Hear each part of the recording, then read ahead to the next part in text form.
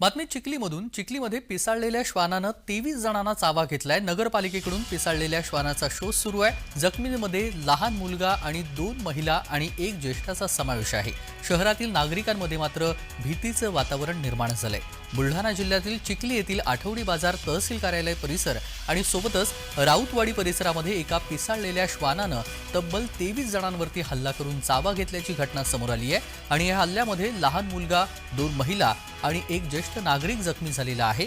जखमी झालेल्या नागरिकांवरती रुग्णालयामध्ये उपचार सुरू आहेत, तर 8 जणांना बुलढाणा जिल्हा सामान्य रुग्णालयामध्ये उपचारासाठी पाठवण्यात आले.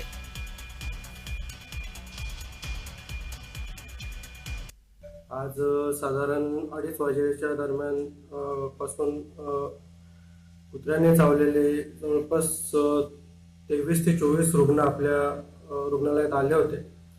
त्यापैकी पूर्ण रुग्णांना आपण उपचार दिलेत आणि 8 पेशंट बुलढाणा येथे रेफर केलेत. त्यांना कॅटेगरी 3चे डॉग बाईट्स होते आणि या घटनेने कोणी घाबरून जाऊ नये, सगळे ते उपाय केले जात आहेत.